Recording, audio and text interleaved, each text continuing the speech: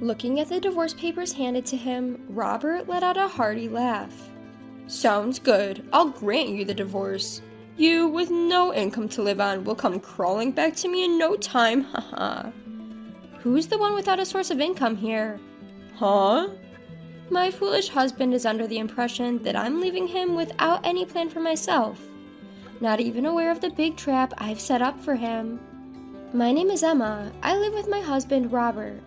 Raised and surrounded by his mother and two older sisters, Robert has had that youngest sibling trait, good at having people spoil him. On the other hand, me being the oldest sibling, through and through, I'm the kind of person who handles everything on my own. At work, I'm seen as someone to look up to, and Robert, who is the same age as me, has increasingly come to rely on me in his work. Emma, my PC froze. Oh dear, did you save your data properly? Oh, I forgot. Really? I'll help you redo it, so give me your hard copies. Our duo, with me supporting the constantly blundering Robert, had become well known in the office. Gradually, Robert began to consult me about his private matters as well, and the time we spent together after work increased. As the older sister type, I didn't mind being relied upon by Robert. One day, Robert asked me out. I thought, why not keep going like this? So I agreed and we began dating. Robert was happy to publicly announce our relationship, and the company-approved dating continued until our marriage. After turning in our marriage certificate, I decided to support him as a good wife should and promptly quit my job. Being me, who tends to overwork for future, I was also a bit tired of continuously working. I thought I wouldn't be bad to devote myself to my husband after marriage.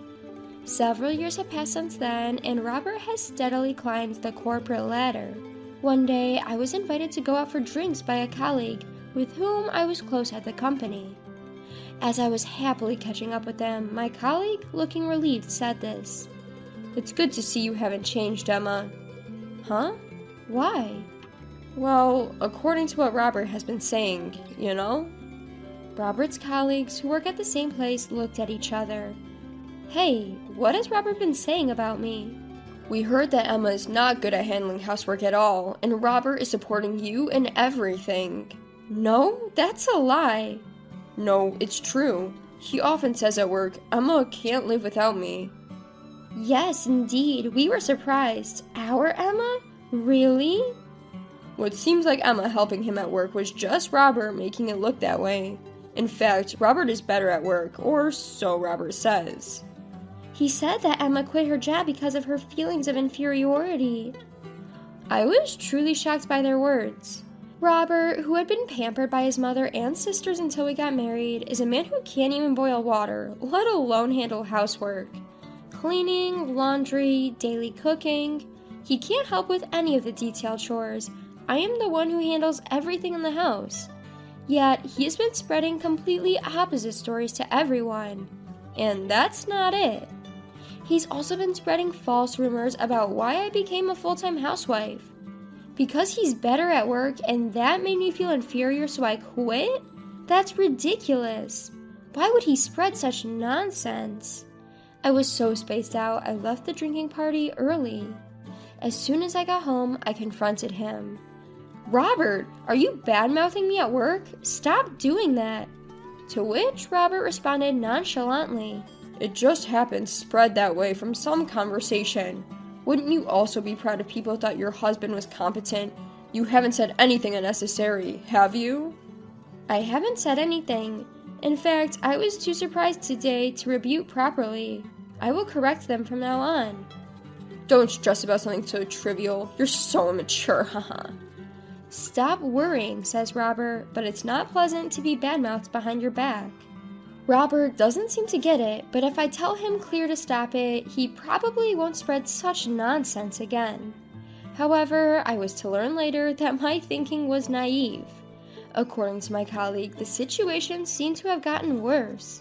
Since then, Robert has been even more aggressive in portraying me as a lousy housewife. Probably to prevent me from exposing his lies, he had spread even worse rumors about me. He blatantly advertised that I was a good-for-nothing wife, lazing around without properly taking care of the housework, and boasted aloud about supporting me with his salary. Can you tell me more about this? I called up my colleagues to ask for details. Well, after that, Robert started bad-mouthing you to our boss too. Even the boss? Robert said you were so embarrassed, you begged him, please keep our private life out of the office. You didn't say that, did you, Emma? Of course not! I vehemently denied it. He anticipated that no matter what I might tell our colleagues later, it would only sound like an excuse. I told everyone the truth. I take care of all the household chores, and Robert can't do anything around the house. Moreover, he always comes to me for advice whenever he faces difficulties at work. When he said he didn't know how to prepare a proposal, I even helped him make documents. Afterwards, he just dumped everything on me because it would be faster if you do it all. Just as I thought. My old colleagues who knew me well immediately believed me. Then they continued with reluctance. I was hesitant whether to tell you this or not, Emma. According to them, Robert, after his promotion, had been using his position to invite young ladies from work to dinner. There was one in particular he seemed to favor, and she didn't seem to mind. Recently, they've been spotted together late at night quite frequently. Actually, I've seen it myself. Robert, arm in arm with her, having an intimate dinner at a restaurant. Indeed, Robert had been coming home late at night very often lately, claiming he was working overtime. He would even leave early in the morning during weekends, saying he was on a business trip. I see. Thanks for telling me. Then I understood everything. Not only was Robert belittling me, he was also cheating on me behind my back. Not only was he bad-mouthing me at the office, but he was also seeing another woman behind my back. I can't forgive him. I no longer have the will to support such a person. I kept my anger and resolution to myself and decided to keep up the facade of our normal life. Unaware of all this, he would come to me asking for guidance on work as usual.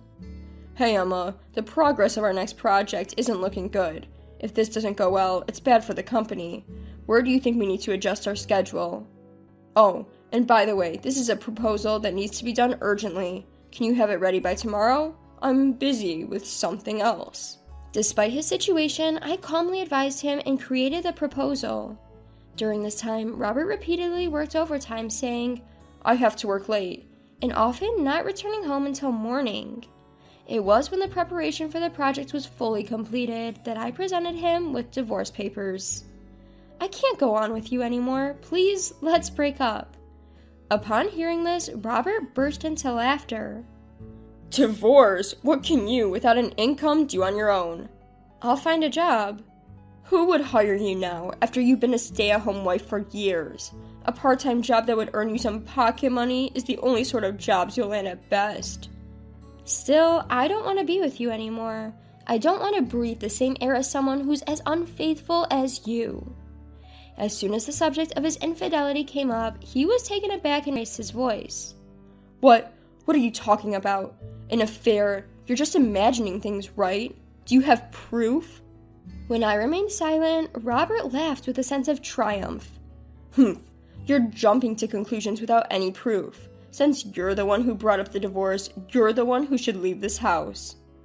When he took the divorce papers, he forcefully kicked me out of the house.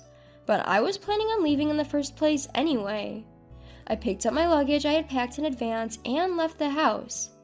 As I was leaving, I could hear Robert's mocking words. You, without any basic living arrangements, will surely come back soon. Don't come begging later. However, it was Robert who came begging the next day. Emma, what's going on? The document from the other day was a mess. The schedule I reworked according to your suggestions was full of vacancies. Even after discovering his infidelity, I continued to make documents for him. However, the difference was in their content. I instructed him to build a schedule based on what I knew would not work. And I also deliberately made bogus suggestions for his proposals as well. It was clearly a mess of poor scheduling and proposal, but Robert submitted them as is without checking. Obviously, the project was a huge failure. Robert's reputation in the company fell dramatically. Having lost trust within the company, Robert was demoted. Feeling dissatisfied with the demotion, he protested to his superiors.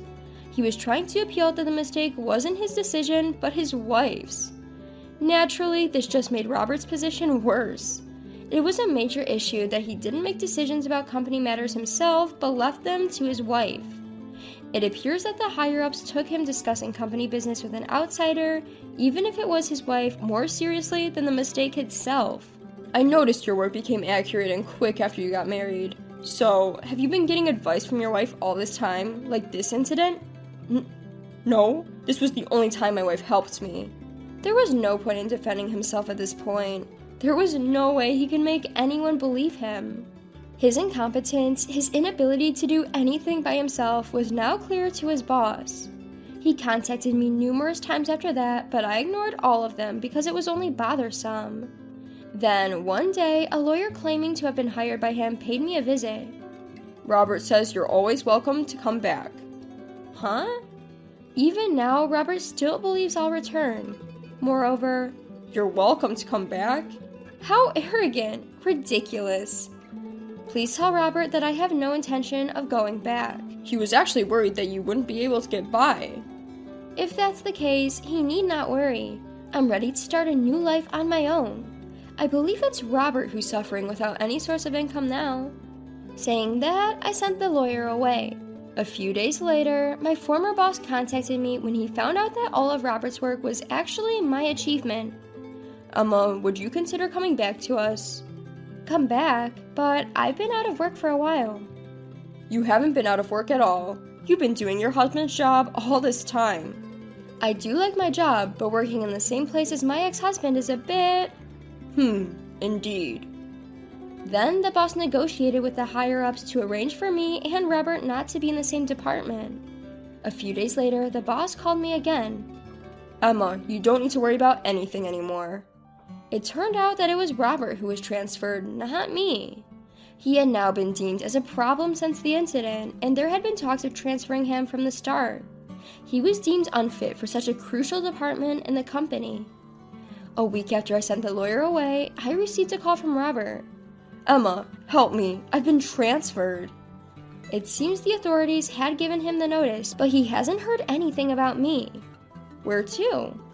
To my question, he exclaimed, Some godforsaken place I've never heard of.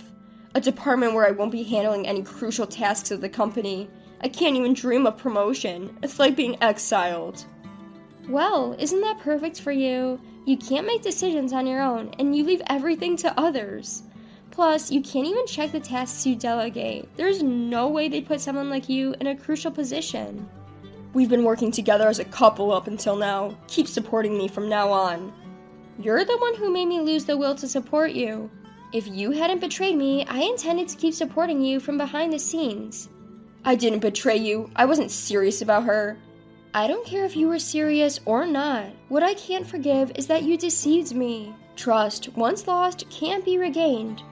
Please, don't leave me. I can't live without you. At this point, Robert's words did not move me at all. That might be true. I can't see you, who can't do your job or manage the house, surviving alone. You've always relied on others and never done anything for yourself, and now it's coming back to haunt you.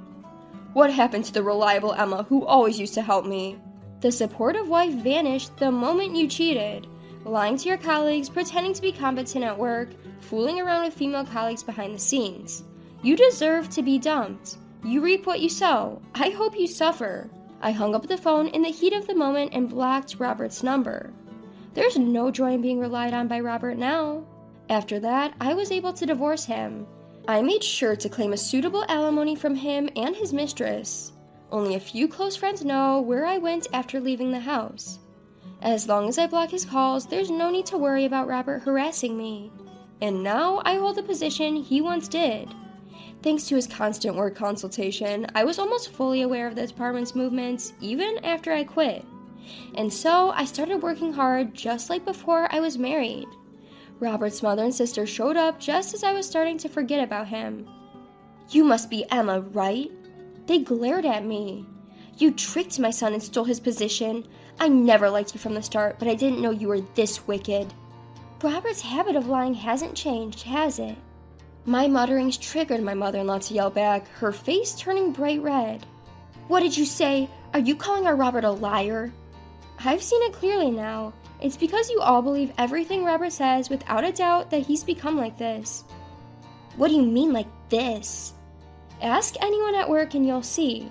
Robert can't do anything by himself, but he's a pro at being pampered and relying on others. What's more, he thinks others are obligated to help him. Standing before my in-laws who were trying to exert pressure on me, I continued to speak calmly. And that's not all. He slanders those who have helped him behind their backs and built up the lie that he's a great person. It's not that I took Robert's position from him, but rather the veneer wore off, which led to his reassignment. Even so, isn't it heartless for you, his wife, to abandon your husband? You should say those words to Robert. He had me do his work while he was out having an affair. Have you heard about this from him? What? What is that about? Just as I thought, he's only told you what's convenient for him. That's so like Robert, even till the end. By the way, if he has complaints, why doesn't Robert come here himself? That is... Does he have a reason for not wanting to see everyone at work? Maybe because he lied and deceived his peers, had an affair with a colleague, all of which were exposed and he got transferred? I guess he wouldn't dare show his face after all this, would he? Affair? Transfer? What's all that about? I would recommend you guys to not take everything he says at face value. I'll be going now. Realizing that I was right, my in-laws awkwardly and quietly left. There's probably nothing else that Robert, who had used his final trump cards of his mother and sister, can do. He can reflect on himself while living alone in a remote place, or he can continue to behave the same. What he does doesn't concern me in the least. I will just continue to live my own life. I am truly grateful to the boss who recognized my ability and brought me back to the company. Jessica? The call came just as I had settled down at a table in the concession area of the cinema. The familiar voice that suddenly came from behind made my heart jump. I was taken aback. I mean, I had just been thinking about him. Strange to run into you here. Wait, are you alone? Of course you are. Who would want to see a movie with an old hag like you? But isn't it a bit embarrassing to go to the movies by yourself? I guess when you get old, you stop being embarrassed about anything, huh? Well done. Well done to you. You haven't changed a bit, I muttered in my mind. He's still the same emotionally abusive man he was when we were dating. But I was somewhat relieved to find that he was alone. It would have been harder to take if he was with that girl, and they both mocked me. But then... Well, look who it is. Hey, sis. Here she comes. Yup, that's her. My younger sister, Emily. Oh, Emily. Yeah, I ran into her just now. The face he made when talking to me changed drastically when he started talking to her, a smug grin creeping over his face. Then he compared Emily and me, sighing dramatically. I still can't believe you two are sisters. One's an old hag, the other is a young and beautiful woman. Age doesn't have anything to do with genes, idiot, I thought, but didn't say it out loud. I ignored him and turned my face away. Emily is a 28-year-old office worker, 12 years younger than me, who just turned 40. My youngest sister of 3. She's young and glamorous. She was popular among men and was dating an incredibly handsome man who was a year older than her. But then, out of nowhere, she began seducing my ex-boyfriend, Ethan. Ethan, who was easily smitten by a young and beautiful woman, fell for her hard. And just like that, despite being on the verge of getting married, I was dumped. But to be honest, I was also somewhat relieved. From that time, there were already signs of emotional abuse. You're so damn ugly. Whenever Ethan saw a beautiful female celebrity on TV, he would compare me to her and dish out derogatory comments. He would use words like ugly, old hag, or fat. He had no filter. However, his lack of vocabulary, despite his tendency to spew insult, was so characteristic of him. Looking back now, he was a verbally abusive jerk with a poor vocabulary. When we first started dating, he was 2 years younger, so he occasionally called me an old lady. But he was usually kind and would say things like, "Jessica, you're the only one for me," or "I want to make you happy." So I thought that the occasional harsh words were his way of expressing affection in his own twisted way. How naive I was.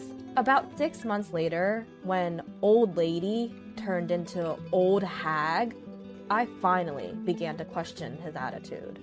"Hey, could you please stop calling me an old hag?"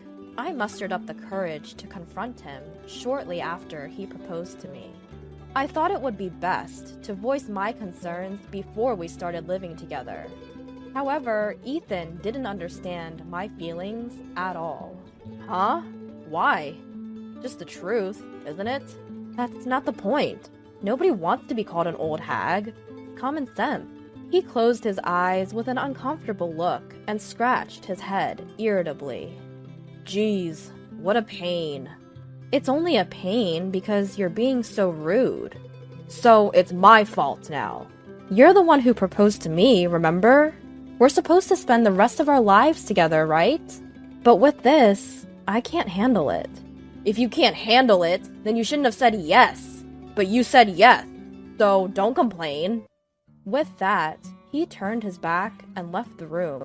From then on, we had similar conversations, over and over again. "Ugh, you always complain about the same thing. It's just so annoying. I wish I was with a younger woman." Ethan started talking like that before long, and I started retaliating in kind. "If you like younger women, why don't you marry one? But you can't, so you compromised with me. Am I wrong?" "Huh? I'm putting up with wanting younger women to marry you, and that's how you respond?" "That's why I'm saying you shouldn't have bothered marrying me if you're going to talk like that." "Well, maybe I will then." After a heated argument, Ethan would always storm out of the room, slamming the door with a loud bam. But by the time he returned home, he would always bring me a present, as if to make amends. "Here, take this." "What's this?" In his hand, there was a bouquet. My favorite flowers. "Sure, younger girls are cute, but if I were to marry, I'd choose a mature woman like you. I only want to live with you." When he said such words, the resolution in my heart to never forgive him would immediately unravel, and things would always return to the way they were. But everything changed when Emily, my little sister, began to make eyes at him. Even when Ethan and I fought, he stopped bringing presents. He would call me an old hag and ugly. I would retaliate, and we would end up fighting, with him storming out of the room. At first, he would return home sulking, and we would eat dinner together. But gradually, he started staying out more, and before I knew it, it became normal for me to spend the nights alone after a fight. And then, one day, just before our supposed marriage, Ethan broke up with me to marry Emily. "Sis, I'm really sorry." Emily said so, seemingly unapologetic. "Jess, you should snag yourself a nice young man and get back at them." That's what my brother Sam said when I explained the situation. He is 32 years old, the younger brother between Emily and me. He had long been fed up with Emily's selfish behavior, and even now, he showed his anger openly. But there's no one like that. It's impossible. "Don't worry, there's a good guy at my work. I'll introduce you. You just need to pretend to date him." "But won't that be a bother for him?" "Not at all. He'll be more than willing." "Why?" Sam grinned. "You'll understand in time. Plus, he's not just any man. He's the kind of guy who can punish not only Ethan, but Emily as well." I had no idea what he meant. Was he saying this man was exceptional? But why would such a person agree to pretend to be my boyfriend? Full of questions, I agreed to meet this man. He introduced himself as Jordan. Young, handsome, and to top it off, a sweet voice. Sam's words were on point. No, he was even more than a good guy. But something surprised me even more. He was the super handsome guy Emily dated before she took Ethan away from me. I'm sorry. That must have surprised you. Yeah, but why? As I asked, my imagination ran wild, and I felt as if I had already understood. Perhaps he also wanted to knock Emily off her high horse, I assumed. Jordan, he looked down, seemingly hesitant to answer. That's because I can't say no to Sam. Got it. Anyway, thanks. No problem. And so, our pseudo-couple operation between Jordan and me kicked off. To get to know each other, we started meeting every now and then. From what he told me, he met Emily through Sam's introduction as well. It seems they went on several dates, but he couldn't get along with Emily, who likes to show off, so he broke up with her. I initially suspected their breakup was because Emily started to seduce Ethan, so this revelation was a bit surprising. But that wouldn't explain why he agreed to play the boyfriend role in our operation. What could this man be thinking? I pondered. But my time with him was calm and comforting regardless. Unlike Ethan, he never belittled me. About a week ago, he suggested, let's go watch a movie together next time. Today was a day off for both of us, so we came to the movie theater. As Jordan went to get some drinks, I sat on a chair, waiting. Just when I was thinking about how we're going to knock Ethan and Emily off their pedestals, that's exactly when I was approached by them. Ethan looked at me and said, "Ugly, old," and laughed joyously. Then a few of his friends showed up. "Hey Ethan, is that your ex?" "Yeah, just bumped into her." "What a coincidence, huh? I mean, seeing her again, I realized how ugly she really is. Can't believe I dated someone like her." His friends chuckled uncomfortably, exchanging glances and peeking at me. Well, I guess you guys would be at a loss for words if you found yourself in such a situation. Ethan, you should apologize to your friends for putting them in such an awkward position. But he just keeps on talking, not paying any mind to their discomfort. I mean, really, dumping the old hag was the best decision I made. Emily's young, cute, and I'm not ashamed to show her off to my friends, so we can hang out like this. What's going on here? Interrupted from behind. Sweet, velvety voice. He came back at just the perfect moment. I turn around and give a small smile. Nah, just ran into an old acquaintance. Was having a quick chat. Then my eyes quickly returned to Ethan and his friends, my smile widening. I'm leaving now. My boyfriend is here. The eyes of Ethan and Emily widened in surprise. I thought weren't you here alone? That's what you just assumed. I never said I was. I took a deep breath, gathering my courage, and then looked Ethan straight in the eyes. Ethan, thanks for breaking up with me. Huh? His eyebrows furrowed in confusion. I took this as a good sign, and continued. In fact, I'm dating this guy right now, and I'm super happy. He's younger, more handsome, and kinder than any boyfriend I've had before. His face turned a shade of crimson as he took this in. Emily next to him was twisting her beautiful face in discomfort. Their friends were covering their mouths or looking down to suppress their laughter. I then said, "See ya," and turned my back to them, linking my arm with Jordan's, who was holding our drinks. Take that, you verbally abusive jerk.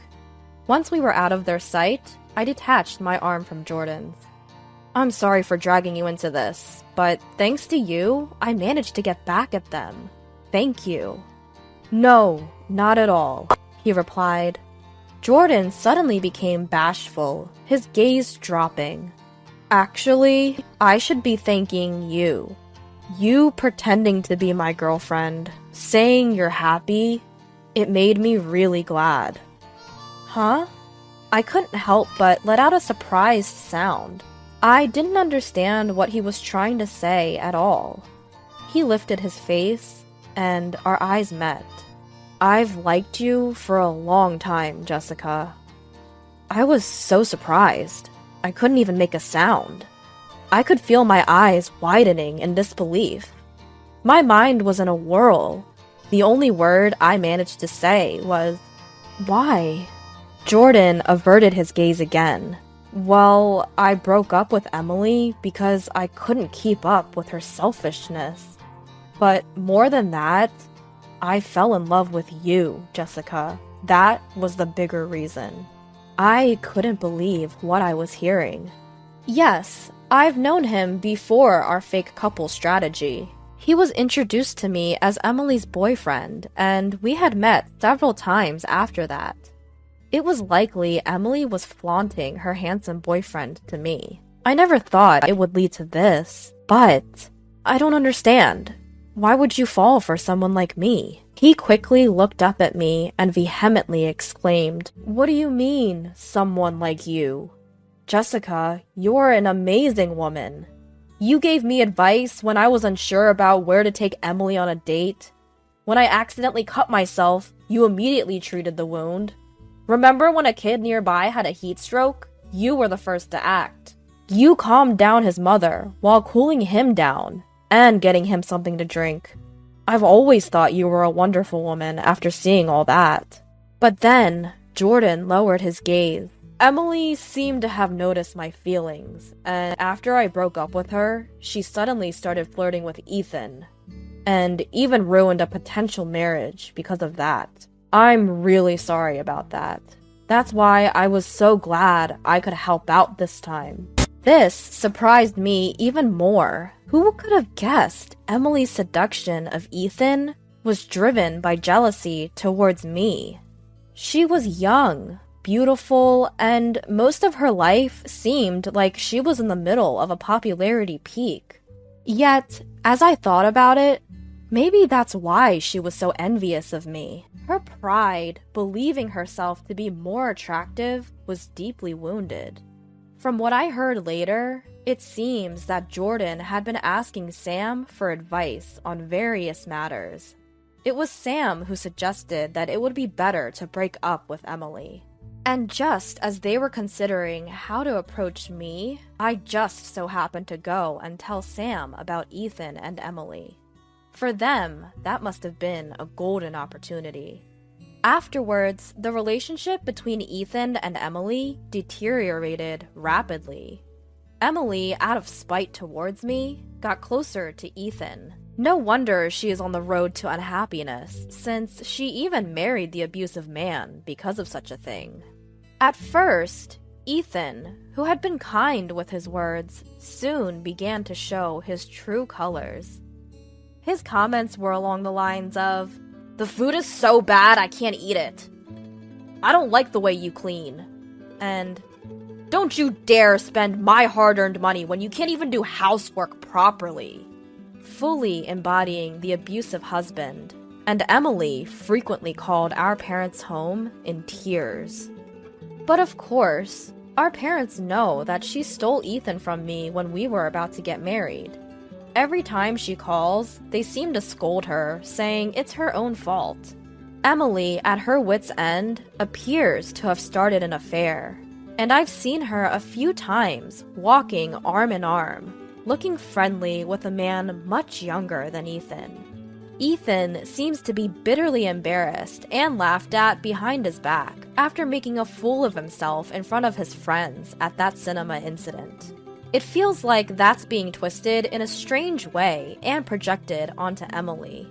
She is probably having an affair in retaliation to her husband's abuse, and even showing off her affair by going out with her lover in public. The ex-girlfriend who was dumped by you horribly is dating a much younger hunk, and your wife is cheating on you. What a pathetic man. She must want to make everyone see Ethan in that light and laugh at him. Her actions are still as ruthless as ever. He has also gotten into heavy debt from stress, and the two of them have ended up in a constant state of fighting. Jordan and I officially started dating. From a pretend couple to real love, it's just like the trending stories these days. He is still kind and sincere, and he not only pays attention to my looks, but also appreciates the good in my personality. As for my looks, he even tells me, "Jessica, you're beautiful." According to him, I have beautiful eyes, a cute smile, and I'm a fashionable adult woman who knows the hairstyles and clothes that suit me. His compliments might be a bit much, but his words have helped me regain the confidence that was stolen from me by Ethan. He even proposed to me a while ago, and we're currently preparing for our wedding. Of course, we will invite Ethan and Emily to the ceremony. They're family after all, and there's no helping it. I figure, why not let them have a good taste of regret, awkwardness, and unbearable embarrassment?